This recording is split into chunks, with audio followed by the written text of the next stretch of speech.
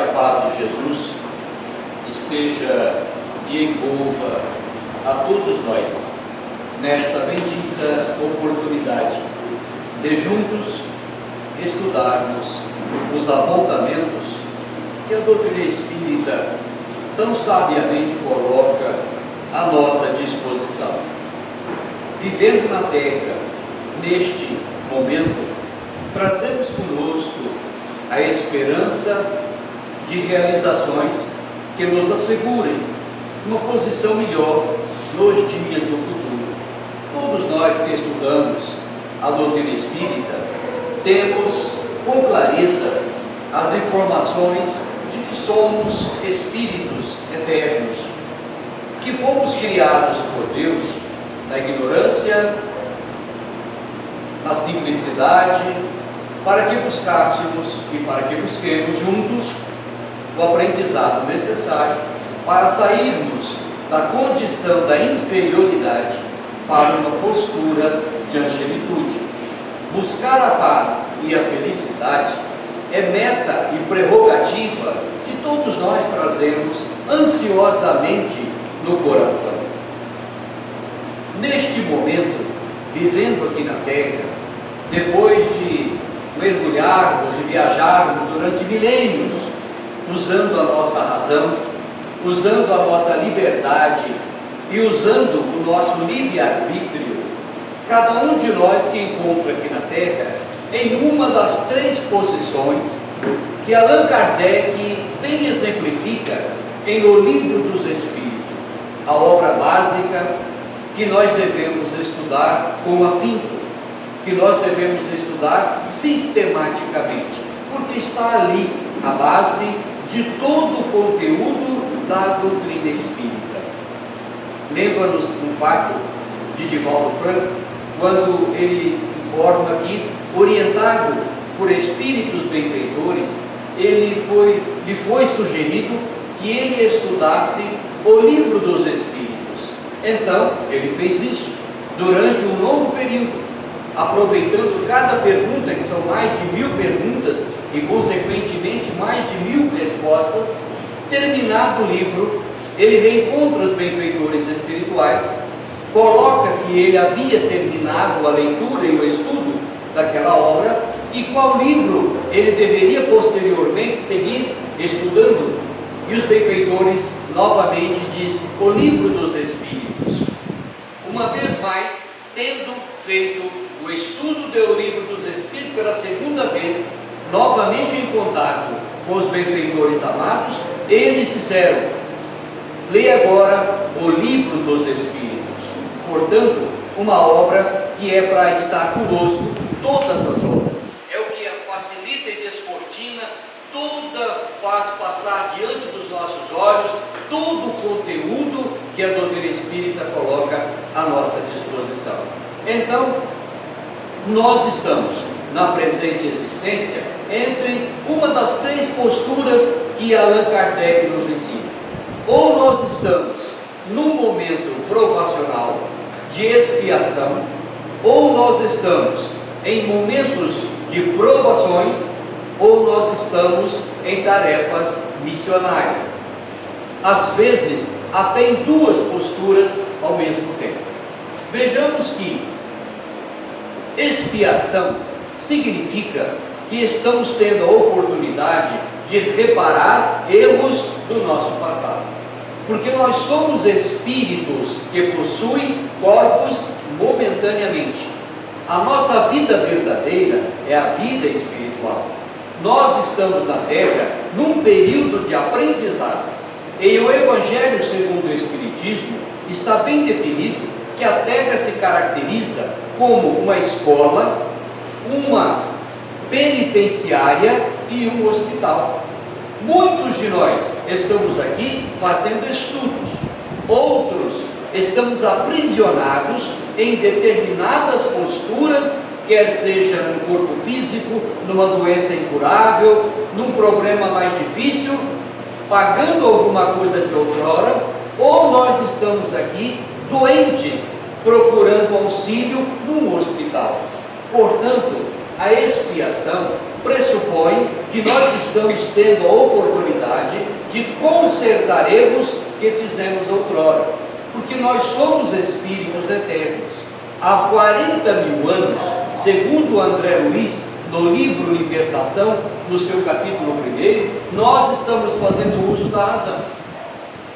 Significa que há 40 mil anos nós escolhemos os nossos caminhos, nós deliberamos e escolhemos as nossas decisões, nós optamos por este ou aquele caminho, por esta ou aquela situação. Isto é, por todos esses anos nós temos liberdade de escolha. A liberdade nos conduz ao crescimento da responsabilidade. À medida que nós conseguimos ter liberdade de escolha e à medida que a nossa responsabilidade amplia, mais liberdade nós temos para fazer as escolhas. Eis um exemplo típico da nossa infância. A nossa criança de 1 ano de idade, 2 anos de idade, a gente não deixa ela determinadas, uma faca na sua mão, por exemplo, porque ela pode se machucar. Qualquer objeto pontiagudo ou qualquer coisa que possa lhe causar um ferimento. Mais para frente, quando tiver seus 10, 12, 15, 18 anos, essa criatura que aos 2 anos não podia pegar uma faca, por exemplo, ela pode manusear esse instrumento para fazer a comida, para fazer um serviço qualquer, sem nenhum problema. À medida que cresceu a sua maturidade, a sua responsabilidade, cresce com ela a liberdade. Então, nós estamos agora, depois de escolher o nosso caminho, em determinados momentos, consertando falhas, porque nós erramos muito em outras épocas, acertamos muito também, tanto é que nós já chegamos onde nós estamos.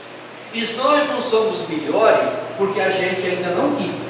Ninguém está impedido de ser melhor, ninguém está impedido de ser mais forte, mais responsável, mais justo, mais fraterno, mais caridoso. Nós podemos ter uma amplitude muito grande dessas prerrogativas, mas nós chegamos onde nós estamos porque nós já crescemos bastante, fizemos muita coisa boa.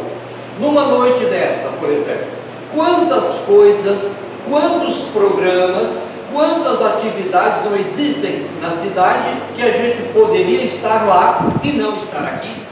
E por que nós viemos até aqui? Porque nós já tomamos consciência da importância deste momento, do aprendizado, não só da lição que todos juntos estamos aprendendo, mas tivemos a noção da importância do trabalho de passes, da importância dos abraços da fraternidade, porque esse abraço entre nós, essa convivência, essa ambiência que se cria numa casa espírita, é uma ambiência saudável, é uma ambiência salutar. Aqui neste momento se conjumina interesses grandes de criaturas muito boas, benfeitores espirituais, estão conosco, nos dando a segurança para passar a vocês o conteúdo que nós estamos passando, dando a segurança para que vocês tenham a paciência de ouvir o que nós falamos, criando a atmosfera de ajuste, porque nós somos criaturas que temos duas naturezas, a física e a espiritual. A física é o corpo palpável, visível, que nós cuidamos com alimentação, com remédios, com exercício físico e toda a estrutura de manutenção do corpo. E a natureza espiritual nós mantemos como? Através da prece, da convivência fraterna com os benfeitores, da caridade, como a nossa irmã estava propondo agora há pouco, a necessidade do auxílio aos doentes. Quando nós juntamos propósitos para socorrer as pessoas que sofrem, nós criamos em nós uma ambiência muito rica de fraternidade, que em sintonia com as ambiências da fraternidade universal, volta em nossa direção, nos fortalecendo cada vez mais. Por isso que o bem melhor é para nós do que para aquele a quem nós fazemos. À medida que eu proponho a fazer o bem, eu crio em meu redor, junto de mim, uma atmosfera equilibrante, uma atmosfera psíquica que me dá fortalecimento nas células físicas, me dá fortalecimento no meu emocional, e eu fico muito mais saudável. À medida que eu penso no bem, eu entro em sintonia com o bem dos benfeitores, e essa sintonia volta a mim, me fazendo melhor ainda. Só que eu tenho que saber também que a mesma lei diz do mal. O mal que eu crio vai para o mundo espiritual, se fortalece e volta contra mim mesmo. Portanto, se eu sei disso, eu devo fazer sempre o bem. Então, quando eu me junto num programa de atividade, como a nossa irmã propôs, para socorrer quem precisa, eu estou primeiro recebendo bem em mim.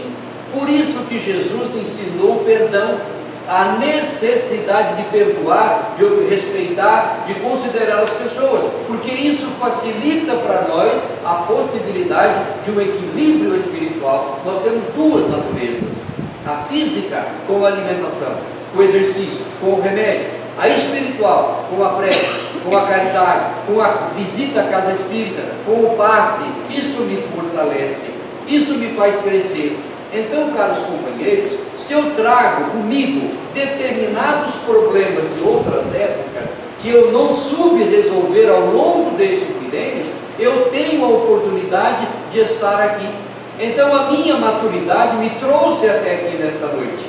Eu poderia ter ido para a praça, ficar em casa para um programa de televisão, e hoje nós temos uma quantidade imensa de canais de televisão, que cada um projeta um tipo de programa.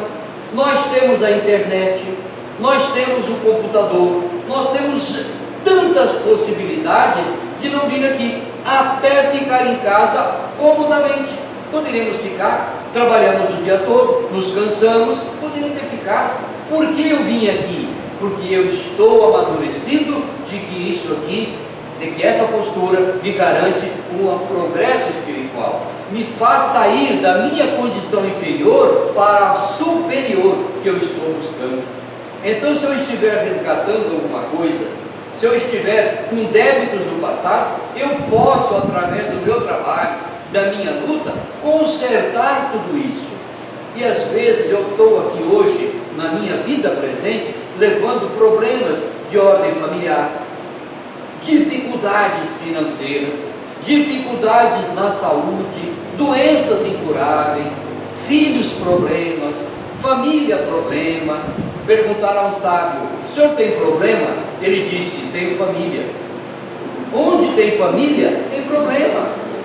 Não tem dúvida, porque a família é a célula primeira que a espiritualidade coloca as criaturas que têm dívida um para com o outro.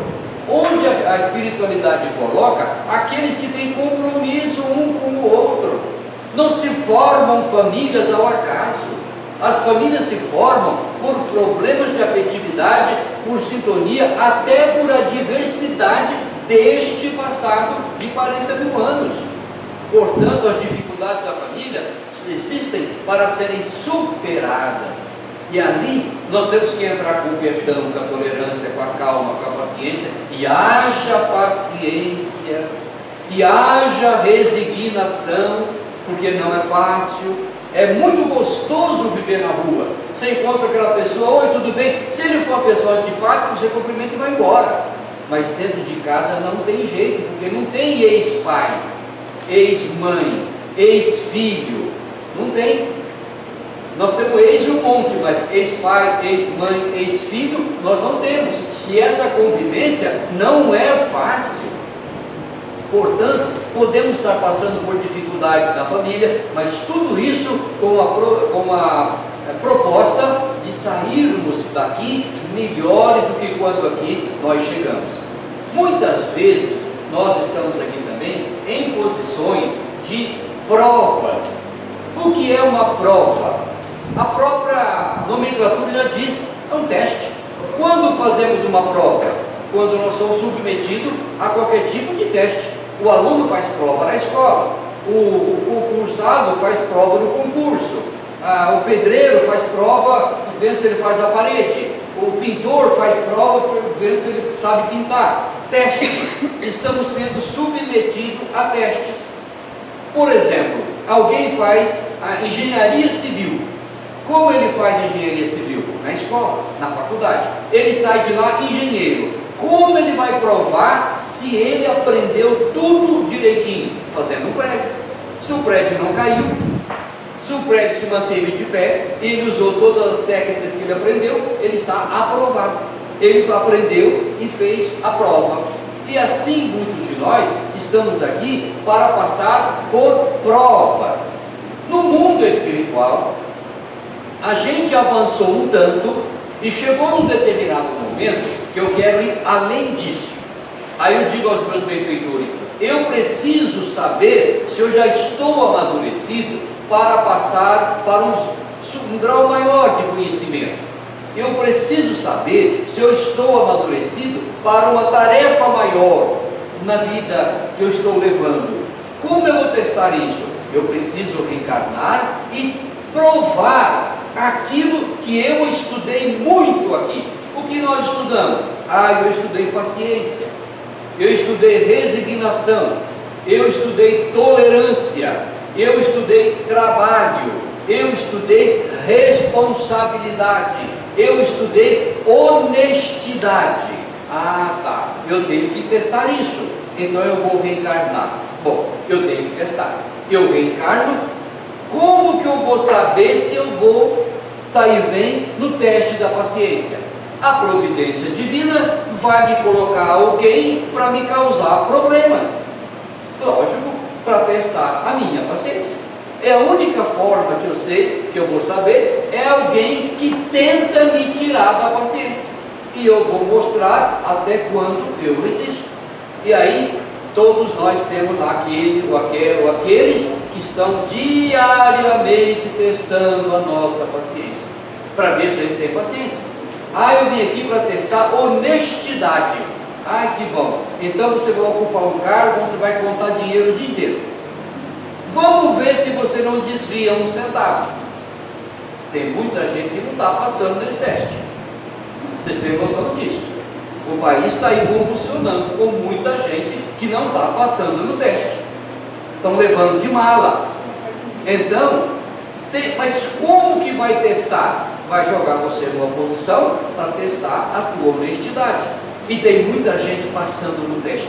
Tem muita gente dando exemplos dignos, honrados, exemplos notáveis de grandeza, gente simples, gente humilde, mas honestíssima. Como que eu vou provar a minha honestidade? Submetendo a minha vida a esse teste. Alguém vai chegar para mim e falar assim, olha, se você fizer isso, você vai levar uma vantagemzinha. Mas é desonesto. Não, você leva um dinheirinho por fora. Eu vou ou não vou fazer? Então, quando eu estou em provas, eu tenho que passar por estes testes. Muitas vezes, nós pedimos provas familiares. Eu preciso ver se eu sei amar, se eu consigo respeitar, se eu consigo ser resignado. Então muitas vezes aquela mulher renasce na terra e traz com ela 3 espíritos, 2 espíritos altamente complicados dos seus laços familiares para ela cuidar. E são aqueles filhos problemas, que não obedecem, que não estudam, que não trabalham, que tentam caminhar por estradas perigosas, como tóxico, alcoolismo, que têm vidas viciosas, e essas mães lutam, esses pais se esforçam. Mas será que ele está pagando alguma conta? Às vezes não. Às vezes esse pai e essa mãe está testando, ver até onde eles podem ajudar os outros, e pedem familiares queridos, espíritos amigos, para reencarnarem com eles em tarefas dessa forma, para ver até quando eles conseguem ajudar essas criaturas, e muitos deles passam nestes testes, e no futuro têm propensões maiores de conquistas e prosperidade. Portanto, caros companheiros, nós podemos estar passando por provas, por expiações. Quase todos nós estamos enquadrados nessas 2 categorias. Por isso que a nossa vida é bastante complicada. É vida difícil, é vida de luta, de superação, é vida de empenho, mas é preciso ter amor à nossa causa e a dedicação e levar adiante essa proposta. Nós não estamos sozinhos, nós não estamos desamparados. O aluno que vai para a escola e o professor da matéria todo dia, no fim do mês, faz a prova, não é um aluno que está sendo abandonado pela escola, não é um aluno que está sendo castigado pela escola, não é um aluno que está sendo agredido pela escola, não, é um aluno que está sendo amado, cuidado e muito bem zelado pela escola, porque no sacrifício ele vai crescer. Vocês sabem por que o pintainho, filho da galinha, ele tem que nascer quebrando a casca do ovo? Se um de nós for no ninho da galinha, hoje já é mais raro, nós moramos toda a cidade. No nosso tempo de criança, na minha faixa de idade de 65 anos, que é essa idade, que morava em sítio, era comum as nossas galinhas saírem aquela ninhada de pintainhos. Era a coisa mais linda. Ele nasce como? O próprio animalzinho vai batendo o biquinho na casca do ovo até furar, ele sai sozinho lá de dentro. Se um de nós ficar com dó e for lá e ajudar ele a nascer, nós vamos atrapalhar ele. Sabe por que ele bate o biquinho na casca do ovo? Para endurecer a ponta do bico. A hora que ele nasce, ele consegue pegar o alimento. Se a gente for lá e quebrar a casca do ovo, o seu biquinho fica mole, ele pode morrer de fome, porque ele não consegue comer. Olha a natureza dando um exemplo. Quem já não viu a lagarta fazendo casulo para virar borboleta? Quem vê a borboleta se esfregando para arrebentar o casulo, para sair de lá, e for lá e rasgar o casulo, ela sai, ela cai e morre, porque ela não exercitou, e no exercício ela libera uma substância que lubrifica e fortalece as suas asas no exercício para ela poder voar. Se alguém abrir o casulo e ela sair sozinha, ela vai morrer, ela não consegue voar, porque ela não se exercitou para isso. Então nós temos que nos exercitar. Na nossa vida, nós estamos aqui agora fazendo esse exercício do amadurecimento espiritual, através do nosso dia a dia. Então, ao invés de xingar, criticar, lamentar, reclamar de tudo que ocorre ao nosso redor, agradeçamos. Claro que ninguém vai ficar contente por sofrer, mas nós não precisamos ficar revoltados por isso. A gente pede a Deus para nos ajudar a sofrer menos. Vinde a mim, vós que sofreis, eu vos aliviarei. É Jesus conclamando a pedir auxílio, mas nós não podemos evitar que as provas aconteçam. O aluno xinga a escola porque o professor deu a matéria e depois cobrou dele o conteúdo na prova? Não, ele agradece, porque ele foi treinado e exercitado para ser o profissional que ele sempre quis. E para alcançarmos a felicidade que nós queremos, nós precisamos do nosso exercício de provas e também de consertar os nossos erros.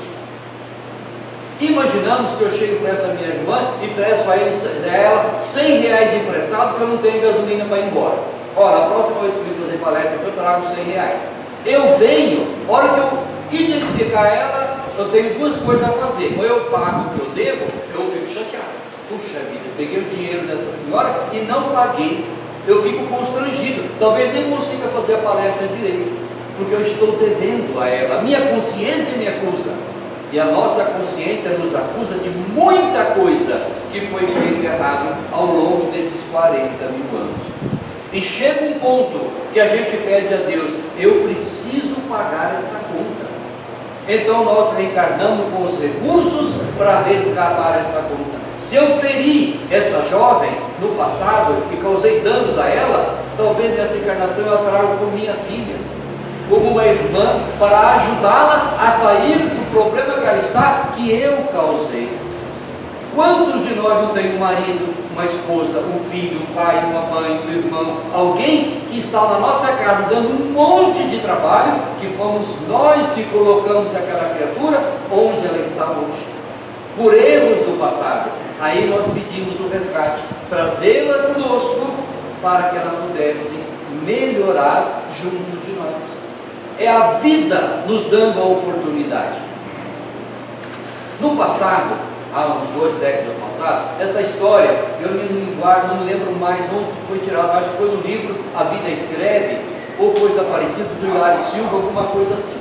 3 filhos, um senhor tinha 3 filhos, muito afortunado, e ele desencarnou e deixou uma fortuna. 2 filhos eram legítimos do casamento, e um filho era o filho bastardo do relacionamento dele fora do casamento, mas eram 3 filhos, e a fortuna era grande.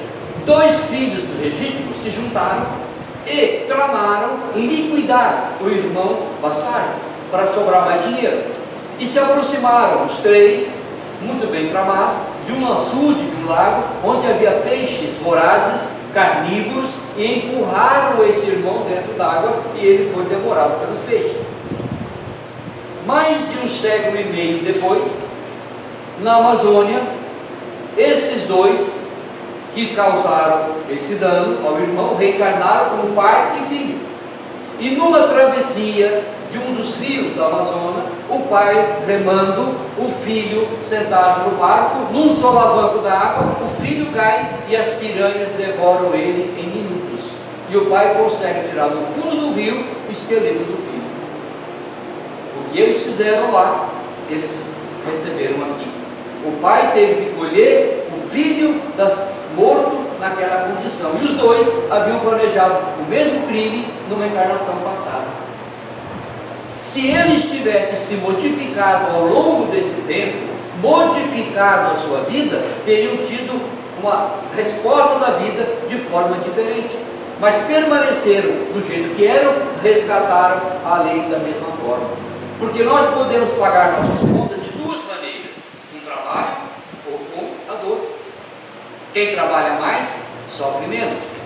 Um outro caso relatado pelos benfeitores espirituais nos dão informação de um inquisidor, um senhor que fora um dos inquisidores do tempo da Inquisição, quando eles queimavam pessoas vivas em nome do cristianismo. Queimaram muitas pessoas, e ele reencarnou para resgatar o seu débito, e ele teria, durante a sua existência aqui na Terra, aquela doença, o bênfico, que é o fogo selvagem, que tem um hospital em Uberaba, acho que tem um no Rio Grande do Sul, só no Brasil. É uma doença que queima a pele toda hora, não tem cura. Só um pouco de sabão de coco alivia, mas é uma doença terrível que a pessoa passa. Esse cidadão, num determinado instante da sua vida, passaria por este problema para pagar a conta que tinha de tantas pessoas que ele havia queimado no passado. Acontece que, próximo ao período de começar a doença, ele, com piedade, adotou uma criança que estava sem lar. Depois, motivado pelo primeiro filho, adotou o segundo, adotou o terceiro, o quarto, chegou a 20 crianças. 20 crianças adotivas na sua casa. E o tempo foi passando, e os benfeitores foram prorrogando, porque não tinha jeito. Como é que ele podia passar pela doença e aquelas crianças? Quem tratava delas? Chegou um ponto de tamanho trabalho desse homem, que os benfeitores decidiram: olha, a doença dele, que ia pegar o corpo inteiro, vai transformar-se numa erisipela na sua perna, só isso, porque ele tem muito trabalho sendo feito. E o Emmanuel tem uma frase no livro Caravana de Amor, que diz o seguinte: o mal não precisa ser resgatado pelo mal, quando o bem chega primeiro. Guardemos bem essa frase: o mal não precisa ser resgatada pelo mal, quando o bem chega primeiro. O que aconteceu com o nosso irmão? Ele pegou o bem primeiro do que o sofrimento. Se começa a doença nele, ele não teria mais tempo para acolher essas crianças. Ele inverteu o processo, porque sempre que o bem chega primeiro, o mal vai batendo em retirada. Numa outra frase, Emmanuel diz o seguinte: o bem que nós fazemos é o nosso advogado de defesa em todos os setores da nossa vida. E se a lei de Deus vir cobrar o que nós devemos e nos encontrar trabalhando no bem, vai adiando. Eu tenho que pagar uma dívida, mas eu estou trabalhando nesta casa, no bem, deixa para depois. Aí voltam os benfeitores, volta a lei. Como é que está? Estou trabalhando, fica para depois. E eu não paro mais de trabalhar no bem, eu troco a minha dor pelo meu trabalho. Sem saber o que nos espera nos dias do futuro, e sem noção do que ainda poderá existir na nossa vida como resgate, melhor trabalhar bastante, melhor se ocupar bem, melhor se ocupar demais, porque se tiver alguma coisa, será bem menos do que seria se estivéssemos de braços cruzados. O primeiro exemplo, aqueles dois jovens mataram o irmão, mas não melhoraram. Eles continuaram do mesmo jeito. O que aconteceu? Pagaram com a mesma moeda. O outro irmão cometeu erros, mas ele se modificou. Ele mudou, ele alterou a sua estrutura moral, emocional, psíquica. Ele mudou, ele cresceu. O que aconteceu? Ele pagou com o trabalho. Ele não precisou pagar com a dor. Então, caros companheiros, a lei de Deus está em nossa vida, e a presença dos benfeitores, na doutrina espírita especialmente, é esclarecedora como é, para nos permitir que nós trabalhemos bastante para diminuir as dores que nós criamos para nós próprios, porque nós somos os herdeiros de nós mesmos. Em 40 mil anos, cada um criou o seu caminho, cada um fez a sua história, cada um criou a sua herança, e nós estamos aqui hoje recebendo tudo aquilo que nós fizemos. Ninguém tem culpa, ninguém é culpado pela dor que temos, e também, evidentemente, somos responsáveis pelo crescimento que nós realizamos. Quem decidiu vir aqui hoje? Fomos nós. Fomos nós que viemos para esta casa. Muitos não vieram, mas nós viemos. Isso nos dá um crédito, uma possibilidade de observar a vida de uma forma diferente. Então, caros amigos, caras irmãs, não vamos lamentar a ocorrência dos fatos ao nosso redor. Vamos fazer de tudo para melhorar, mas se não der para melhorar, vamos tendo tolerância até que as coisas vão mudando. Tudo vai mudar, aos poucos tudo vai mudar. A vida é pródiga em nos criar oportunidade. Não vamos xingar, ofender, revoltar contra as pessoas que estão conosco, a família que nos acolheu. A família é um bem sagrado, foi através dela que nós reencarnamos. Portanto, vamos valorizar tudo que ocorre, lutando sempre. Se o nosso filho não vai bem, vamos ajudá-los a melhorar. Se a nossa esposa não é tão compreensiva, vamos ajudá-la a melhorar. Se o nosso esposo não é tão legal, vamos ajudá-la a melhorar, mas sem abandonar o barco e sem jogar fora a oportunidade que estamos tendo juntos. Vamos fazer uma brincadeira. Será que alguém sairia daqui, depois do nosso comentário, e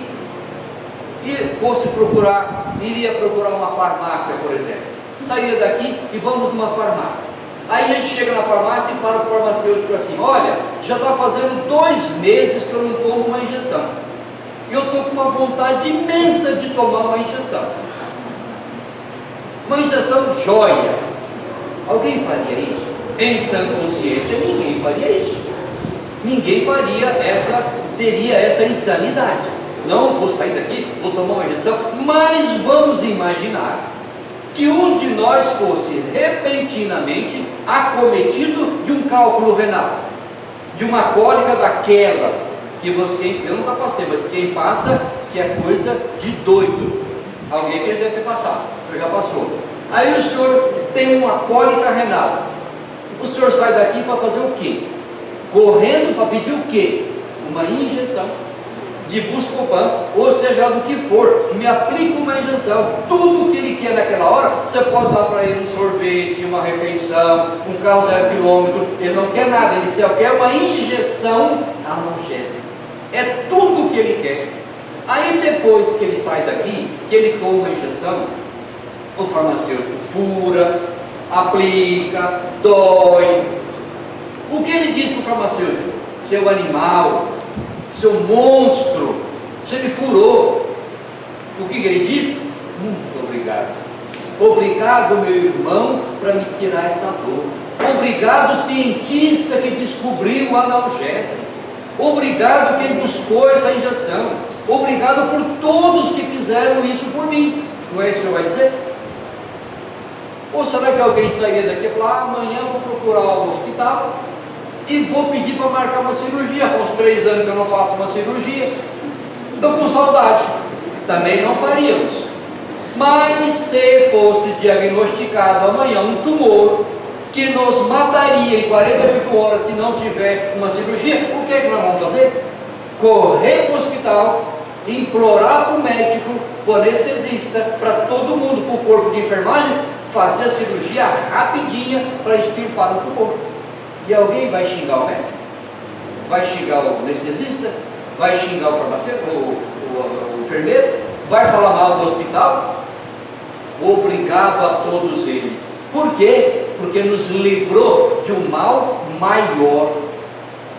Então, meus caros amigos, minhas caras irmãs, muitos de nós estamos aqui para evitar um mal maior. E para evitar um mal maior, vem a cirurgia da dor, da decepção, perda de fortuna, familiar que desencarna, filho problema, esposa incompreensível, marido autoritário, emprego difícil, dinheiro curto, o dinheiro acaba e o mês vai longe. Essas são as injeções e as cirurgias que a gente estava pedindo para evitar que a gente continue vaidosos, arrogantes, violentos, desonestos, preguiçosos, para sairmos da postura de criaturas inferiorizadas para a angelitude de criaturas evoluídas. Nós não somos evoluídos, mas nós queremos ser evoluídos. Então não fiquemos gritando desesperadamente contra a vida que temos. Antes, agradeçamos a vida que nós temos. Façamos o inverso. Eu não fico feliz por ter um problema físico, mas se eu não puder sair dele, eu agradeço a Deus por ele existir, por alguma razão tem, porque ele disse: vinde a mim que eu vou te aliviar. Se ele não pôde te aliviar, é porque precisa continuar essa injeção e essa cirurgia ainda fazendo efeito. Nós somos filhos da caridade. Pela caridade de nossos pais, nós nascemos. Pela caridade dos nossos professores, nós aprendemos. Pela caridade dos médicos, temos saúde. Pela caridade dos remédios desenvolvidos pelos cientistas, nós temos a medicação. Pela caridade do trabalhador, nós temos alimentação. Pela caridade daqueles que cuidam da cidade, nós temos moradia. Pela caridade de tudo ao nosso redor, nós existimos. E se nós chegamos à vida pelas mãos da caridade, até para ir embora daqui, temos que ter a caridade que eles põem no caixão, levam ao cemitério e no sepulcro. Até para lá, temos que contar com a caridade dos outros. É pelas mãos dos outros que a gente vive. É pelas mãos dos outros. Portanto, quem sabe essa vida comunitária não seja o recado para que a gente quebre o egoísmo, o orgulho de achar que nós somos melhores do que os outros, mais importantes do que os outros, e de que o mundo é meu, tudo tem que ser meu, tudo é meu, os outros não têm que ter nada. Se eu estiver bem, se a minha família estiver bem, o resto não tem importância. Será que não é para quebrar isso? Para a gente ver que tudo tem importância? E para concluir o nosso raciocínio, vamos ser uma fabulazinha, uma historinha, para encerrar o nosso comentário. O ratinho vivia numa fazenda, e eis que de repente, ao passear pelas instalações, ele percebeu que num determinado local, ele procurava o queijo para se alimentar, ele viu que tinha uma ratoeira armada. Ele se assustou. Meu Deus, aqui na fazenda tem uma ratoeira, eles estão querendo me pegar. Ficou aflitíssimo. O queijinho estava lá, e ele de longe observou. E agora, o que eu vou fazer? Saiu correndo, na saída da porta da casa encontrou a galinha. Galinha, olha a situação que eu estou. Tem uma ratoeira aqui na casa. Eles querem me pegar. A galinha falou: eu cuidei com isso. Você já viu galinha cair em ratoeira? Não, foi embora. Ele saiu correndo e encontrou o porquinho no quintal. O porco tem uma ratoeira lá na sede. Eles vão me pegar. O porco falou: e daí? Você já viu o porco cair em ratoeira? Não. Saiu correndo, viu a vaquinha, falou a mesma coisa. Vaca, eu estou aflito. E a vaca falou a mesma coisa. Eu já nunca vi vaca cair na ratoeira, problema seu. E isso ficou por isso mesmo. Acontece, porém, que no escurecer, a ratoeira desarmou, bateu forte. A senhora, dona da casa, ansiosa por achar que tinha pego o ratinho, sem observar direito, foi passar a mão. Na verdade, a ratoeira tinha pego uma cobra pelo rabo, e ela picou a mão da mulher. Aí, febre, problemas, à noite muita dor, muita febre, no dia seguinte não conseguia comer. O marido falou assim: vamos fazer uma cancha de galinha. E lá foi a galinha. Mas aí a coisa se agravou. Foi no médico, voltou, não melhorava. A família, muito grande, foi chegando. Aí de tardezinha tinha um monte de gente para jantar. O fazendeiro falou: mata o porco, para servir para todo mundo. Acontece que, felizmente, no dia seguinte a mulher melhorou, ficou muito saudável, joia. Foi uma alegria muito grande. Vamos fazer um churrasco. Vai a vaca. Então, caros companheiros e companheiras, moral da história: nós temos a ver sim um para com os outros. A criança que estende a mão lá no farol, pedindo comida, desesperada, ou o filho dessa família, que a nossa irmã relatou aqui, que não tiver o nosso amparo, ele pode se desequilibrar e amanhã entrar pela tua janela e tomar à força ou com violência aquilo que a gente não deu para ele. Então aprendemos uma coisa: o problema é de todos nós. Criar um mundo melhor é tarefa de todos nós. Portanto, cada um faz o que pode. Eu não posso fazer muito, eu faço pouco, mas eu faço. Jesus não nos pede santidade, Jesus nos pede esforço. A providência divina não quer que a gente faça grandes coisas, mas quer que a gente faça com bastante dedicação as pequenas coisas que estão ao nosso alcance. Então que Jesus nos abençoe, nos dê muita paz e que tenhamos nós condição de sermos cada vez melhores, aproveitando a nossa vida. Só para concluir, aí a missão, eu estou esquecendo, mas nós teríamos alguma missão? Pergunta 582 do Livro dos Espíritos. A paternidade é uma missão? É, sem contradita, uma missão. Nós somos missionários da paternidade. Quem tem relacionamento com criança, adolescentes e jovens tem a responsabilidade de ser missionários da educação dessa turma toda. E o que está vivendo aí hoje é exatamente o inverso: a falência da família e a deseducação de um grupo de pessoas, causando esse barulho todo na sociedade. Portanto, nós estamos espiando, provando e temos missão também. Que Jesus nos abençoe.